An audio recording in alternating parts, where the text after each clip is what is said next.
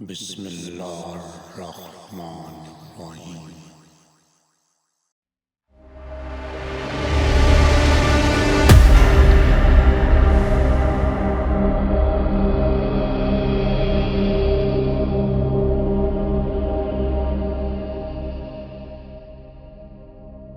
زمانے بدل رہے ہیں۔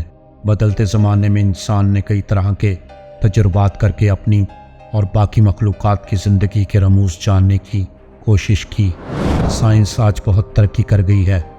اس حقیقت سے انکار نہیں کیا جا سکتا کہ گزرے ہوئے زمانے کے ساتھ انسان نے کائنات کے حوالے سے اپنے علم اور تجربات میں نہ صرف ترقی کی بلکہ کئی ایسے حقائق کا پتہ بھی لگایا جن تک پہنچنا گزشتہ دور میں ناممکن تھا۔ سائنسی ترقی کی بدولت جو انسان کے مشاہدے اور تجربے کا دائرہ کار وسیع ہوتا گیا تو بہت سے معلوم ہونے والے نئے مادی حقائق کی قرآن پاک کے انکشافات کے ساتھ حیرت انگیز مماثلت ثابت ہوئی۔ آج سے کچھ 100 سال پہلے تک انسان جن چیزوں کے بارے میں سوچ نہیں سکتا تھا، سائنس کی ترقی سے آج انسان ان چیزوں کو مسخر کر چکا ہے۔ لیکن قرآن پاک نے بیشتر چیزوں کے بارے میں 1400 سال پہلے ہی بتا دیا تھا اور آج سائنس ان کو مان رہی ہے۔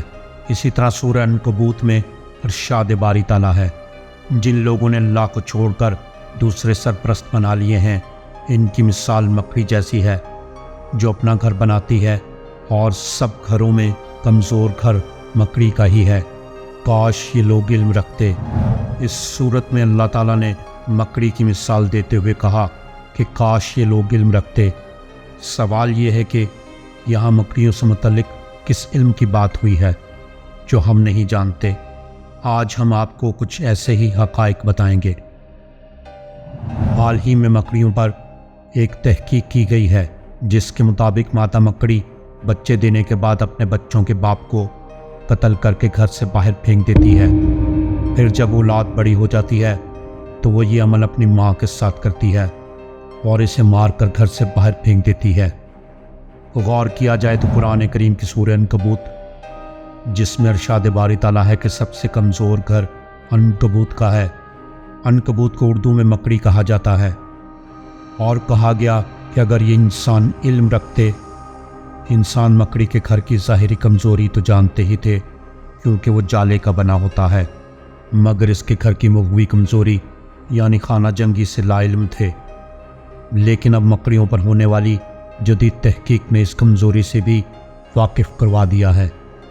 اس لیے اللہ تعالیٰ نے فرمایا اگر یہ علم رکھتے یعنی مکڑی کی گھریلو کمزوریوں اور دشمنیوں سے واقف ہوتے۔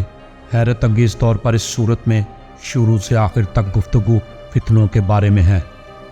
مکڑیوں کے گھر کی کمزوریوں سے متعلق جو بات قرآن پاک میں 1400 سال پہلے بتائی گئی تھی، جدید سائنس اسے آج تسلیم کرنے پر مجبور ہے۔ قرآن پاک اللہ تعالیٰ کا کلام ہے جس کا ایک ایک حرف اپنے اندر مکمل فلسفہ چھپائے ہوئے ہے۔ بس ضرورت اس امر کی ہے کہ قرآن پاک کو پڑھ کر سمجھنے کی کوشش کی جائے۔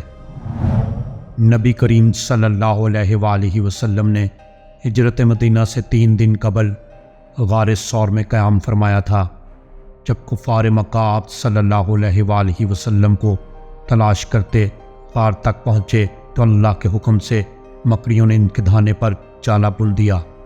کفار مکہ یہ سوچ کر واپس چلے گئے کہ اس غار میں کون آیا ہوگا۔ یوں اللہ تعالیٰ نے مکڑیوں کے ذریعے نبی کریم صلی اللہ علیہ وآلہ وسلم کو دشمنوں سے محفوظ رکھا۔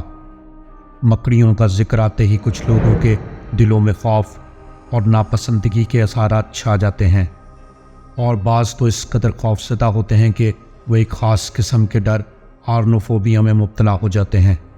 اس ڈر میں مبتلا افراد کو مکڑیوں سے بے انتہا خوف محسوس ہوتا ہے۔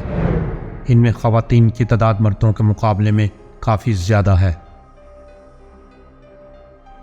آئیے جانتے ہیں مکڑیوں کے بارے میں کچھ اور حیرت انگیز معلومات جن میں سے اکثر آپ نے کبھی نہیں سنی ہوں گی۔ مکڑی ایک عجیب الخلق جانور ہے جس کے 8 پاؤں اور 6 آنکھیں ہوتی ہیں۔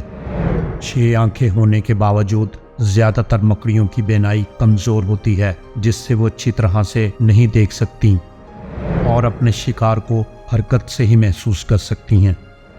جب مکڑی انڈے دیتی ہے تو انہیں ریشم کی ایک قسم سے تیار کردہ تھیلی میں محفوظ کر لیتی ہیں۔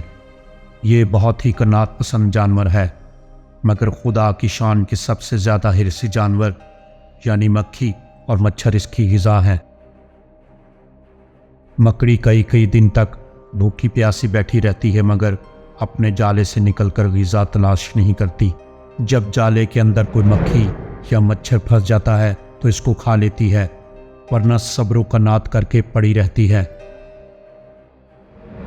مکڑی کے فضائل میں یہ بات خاص طور پر قابل ذکر ہے کہ ہجرت کے وقت جب نبی کریم صلی اللہ علیہ وآلہ وسلم غار ثور میں تشریف فرما تھے تو مکڑی نے غار کے منہ پر جالا تن دیا تھا اور کبوتری نے انڈے دے دیے تھے، جس کو دیکھ کر کفار مکہ واپس چلے گئے۔ اگر غار میں کوئی شخص ہوتا تو مکڑی کا جالا اور انڈا ٹوٹ گیا ہوتا۔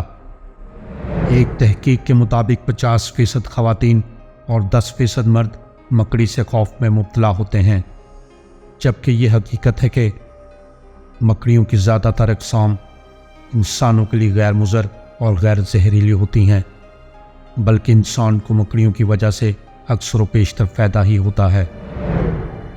فصلوں اور اس کے قرب و جوار میں پائی جانے والی انواع و اقسام کی مکڑیاں فصل دشمن اور انسان دشمن کیڑوں کو اپنی خوراک بناتی ہیں، اور سب سے زیادہ بڑھ کر اہم بات یہ ہے کہ مکڑیاں فصلوں کو کوئی نقصان نہیں پہنچاتی، کیونکہ وہ پودوں کے پتے یا زرعی اجناس بالکل نہیں کھاتی۔ کچھ ممالک میں مکڑیاں باقاعدہ خوراک کے طور پر استعمال کی جاتی ہیں۔ ٹرانٹولا نامی مکڑی سائز میں 1 فٹ تک بڑی ہوتی ہے، اس کی کچھ اقسام تو 1 فٹ سے بھی بڑی ہوتی ہیں۔ یہ مکڑی لاطینی امریکہ کے ممالک میں کھائی جاتی ہے۔ برازیل میں تلی ہوئی ٹرانٹولا مکڑیاں تھال میں لیے فروخت کرنے والے عام گھوم پھر رہے ہوتے ہیں۔ مغرب اور ایشیا کے کچھ لوگوں کو تو مکڑیوں سے اس قدر پیار ہے کہ وہ انہیں پالتو جانوروں کی طرح پالتے ہیں۔ جاپان میں یہ شوق عام ہے۔ جاپان ہی میں دنیا کا سب سے بڑا مکڑیوں کا تہوار منایا جاتا ہے۔ ایک جاپانی قصبے میں جس کا نام کاچکی ہے، ہر سال مکڑیوں کی لڑائی کروانے کا مقابلہ منعقد ہوتا ہے۔ یہ ایسا ہی ہے جیسے ہمارے ہاں دیہاتوں اور قصبوں میں مرغوں اور بٹیروں کی لڑائی کروائی جاتی ہے۔ یہ مقابلے صدیوں پرانے ہیں اور تقریباً 6 صدیوں سے ہر سال جاپان کے اس قصبے میں ہو رہے ہیں۔ ان مکڑیوں کو سامورائی کہا جاتا ہے۔ پاکستان میں بھی یہ خاص قسم کی مکڑیاں جنہیں جاپانی سامورائی سپائڈر کہتے ہیں پائی جاتی ہیں۔ آسٹریلیا میں سڈنی فونو ویب سپائڈر کا شمار دنیا کی زہریلی ترین مکڑیوں میں ہوتا ہے۔ اگر اس کے ڈسے کا علاج نہ کیا جائے تو 15 منٹ میں انسان کی موت واقع ہو سکتی ہے۔ مکڑیاں ایک ایسا عجوبہ جاندار ہیں جو قدرت خداوندی کا حسین تحفہ ہیں۔ انہیں اللہ تعالیٰ نے انسان کی مدد اور آزمائش کے لیے تخلیق کیا ہے۔ مکڑیوں کے بارے میں مزید دلچسپ معلومات آپ دیکھ سکیں گے اس سے اگلی ویڈیو میں۔ اللہ حافظ۔